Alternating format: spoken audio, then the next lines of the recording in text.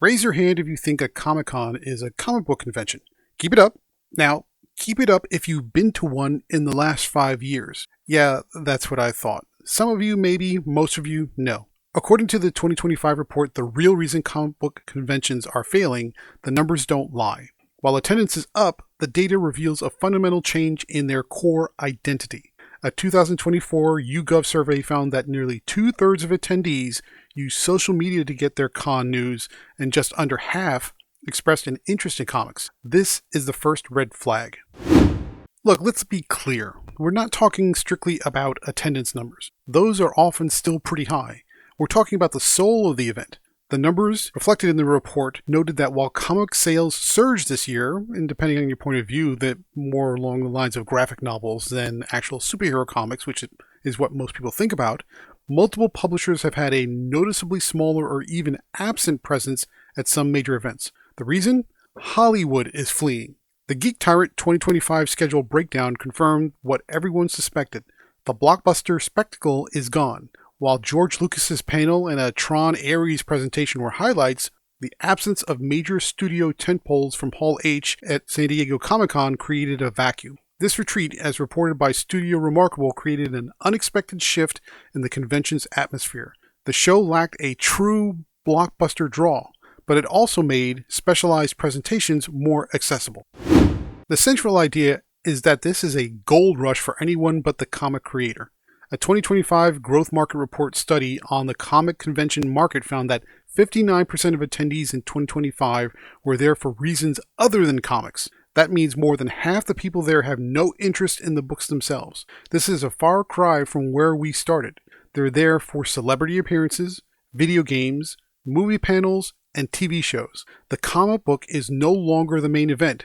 It's the opening act. If we go back a little bit further, according to a 2024 YouGov survey, less than half of attendees expressed a direct interest in comics. The majority were there for movies, TVs, video games, and celebrity appearances. This demographic shift is critical. The organizers are not catering to the comic book fan. They are catering to the lowest common denominator, the casual observer. But here's the real kicker. The problem isn't just about what's in the convention, it's about who can afford to be there. The report found that vendor agreements for smaller, more comic-centric events in 2025, like VA Comic-Con, showed exhibitor booths for as little as $99.95. In contrast, larger, more general events like the Big Apple Comic-Con have exhibitor spaces starting at $450. It's a gold rush for anyone but the indie creator. The high costs often price out independent comic creators and smaller publishers who rely on direct sales to turn a profit. And as reported by Publishers Weekly in 2024, it's not just the indies. Major comic publishers like DC, Dark Horse, Image, and IDW have had a noticeably smaller or even absent presence at some of the major events. They're getting a worse deal and they're getting out. So that's all about the publishers and the indie creators. What about the fans? For the fans who do want to go, the experience is becoming, to be frank, a joke. The Friends of Comic-Con blog reported on the utter collapse of the SDCC 2025 open registration.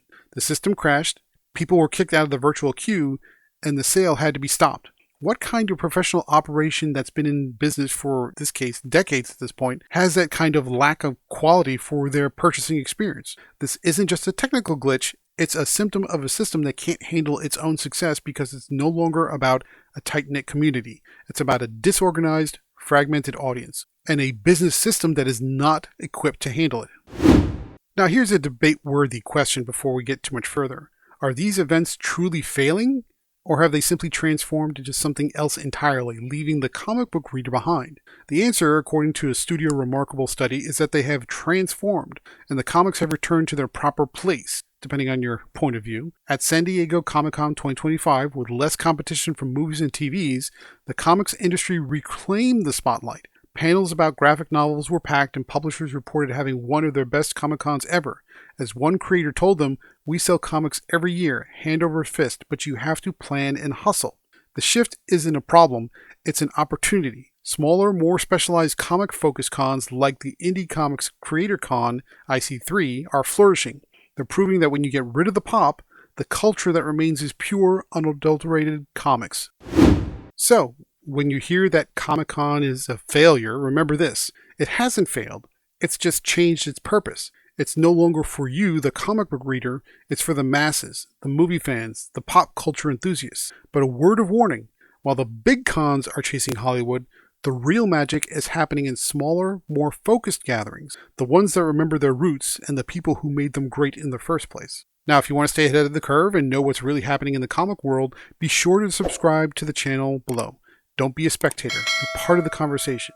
Now go read comics, but read wisely. I'll see you next time for more comical opinions.